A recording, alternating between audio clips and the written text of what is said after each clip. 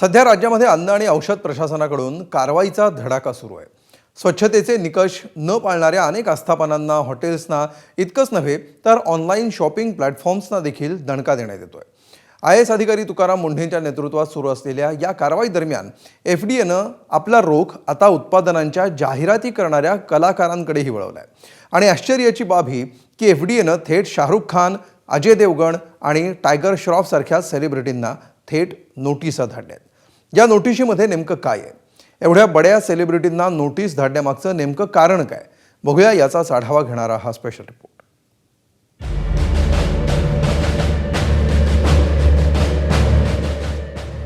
Shahrukh Khan, Ajay Devgan, Tiger Shroff, बॉलिवूडमधले हे star सध्या FDAच्या रडारवर आले आणि याचं कारण ठरलंय ते करत असलेली पान मसाल्यांची जाहिरात.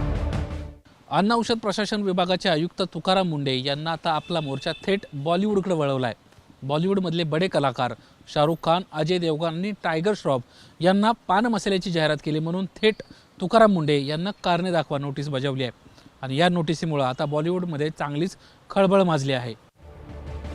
बॉलिवूडमधल्या सुपरस्टार्सनी सुगंधी तंबाखू, पान मसाला अशा ब्रँड्सच्या जाहिराती करण्यानं युवा पिढीवर त्याचा प्रभाव पडतो. त्यामुळे श्रीगोंद्याचे भाजपचे आमदार विक्रम पाचपुते यांनी इलायचीच्या नावाखाली पान मसाला आणि गुटख्याची विक्री होत असल्यानं अशा उत्पादनांचे ब्रँड नेम वेगळे असावेत अशी मागणी केली होती.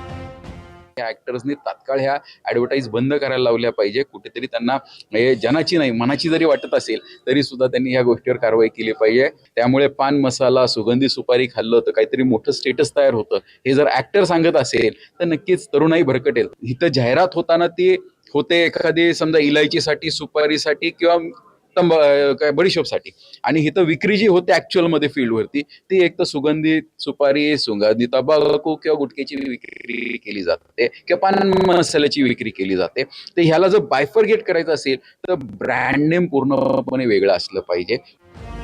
अजय देवगण विक्री केली जाते किंवा पान मसाल्याची विक्री केली जाते. तर ह्याला जर बायफरगेट करायचं असेल तर ब्रँड नेम पूर्णपणे वेगळं असलं पाहिजे.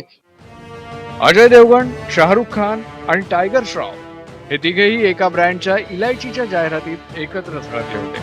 मात्र इलायचीच्या नावाखाली प्रत्यक्षात त्याच ब्रँडनं पान मसाला या तंबाखू आणि निकोटीन युक्त गुटख्याची अप्रत्यक्ष जाहिरात केली जात असल्याचा ठपका FDAनं ठेवला है. किसी एडवर्टाइजमेंट करने के पहले शाहरुख खान ने, अजय देवगन ने ये सोचना चाहिए कि किस चीज का आप एडवर्टाइजमेंट कर रहे हो. ऐसे कौन सी पैसे की आपको कमी है? आपको फॉलो करने वाले करोड़ों करोड़ों युवा हैं. क्या दोनों चाहते हो गुटखे की लत उनको लग जाए? इस बात का समर्थन कभी नहीं हो सकता. यदि उनको इस देश के प्रति प्रेम है, आदर है, सम्मान है युवाओं के प्रति, तो उन्होंने इस प्रकार के एडवर्टाइजमेंट को सामने से ही ठुकरा देना चाहिए. FDAच्या कायदेशीर कारवाईला विरोध असण्याचं कारण नाही. न्यायालयाने FDAला काही सूचनाही दिल्या आहेत, सरकारलाही काही सूचना दिल्या आहेत. त्या सूचना आणि कायद्याअंतर्गत कारवाईला रोख असण्याचं कारण नाही. पण कारवाई आणि कायद्याचा अति त्रास लोकांना बेकायदेशीररित्या होऊ नये हीच राज्य सरकारची भूमिका आहे. मला माहीत नाही पण ज्या पद्धतीच्या नोटिसेस कोणाला दिल्या असतील आणि त्यावर त्यांचं काही म्हणणं असेल आणि ते म्हणणं त्यांचं कायदेशीर असेल तर सरकार ही कायदेशीर भूमिकाच घेईल. महाराष्ट्रात 13 जुलै 2026च्या सुधारित आदेशानुसार तंबाखू आणि निकोटीन युक्त गुटखा आणि पान मसाल्याचं उत्पादन, साठवणूक, वितरण तसंच विक्रीवर बंदी आहे. त्यामुळे जाहिरात कलाकारांना नोटीस देणं ठीक आहे, पण उत्पादन घेणाऱ्या कंपनीलाच नोटीस का नाही असा सवाल आमदार रोहित पवारांनी केलाय. कलाकारांना तुम्ही नोटीस देत असाल त्यातून तुमची अपेक्षा आहे का की कलाकारांनी तुमच्या ऑफिसमध्ये यावं, हिअरिंग करावं, आणि मग ह्या सगळ्या जर गोष्टी होणार असतील तर ते योग्य नाही. मालकावर डायरेक्ट कारवाई त्या ठिकाणी करायला काय हरकत नाही. दरम्यान या कलाकारांना दिलेल्या नोटीसमध्ये नेमकं काय म्हटलंय तेही पहा.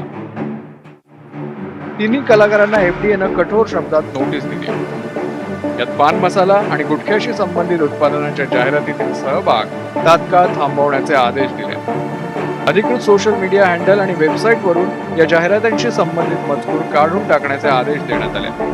तर जाहिरातीतील भूमिकेबाबत 15 दिवसात सविस्तर स्पष्टीकरण द्या असे आदेश FDAनं दिले आहेत.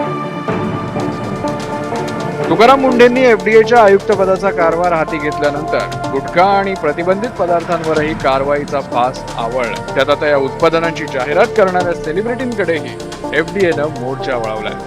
या कारवाईनंतर आता हे सेलिब्रिटी एफडीएच्या नोटिशीला नेमकं काय उत्तर देतात हे पाहणं महत्त्वाचं ठरेल. ब्युरो रिपोर्ट, एबीपी माझा.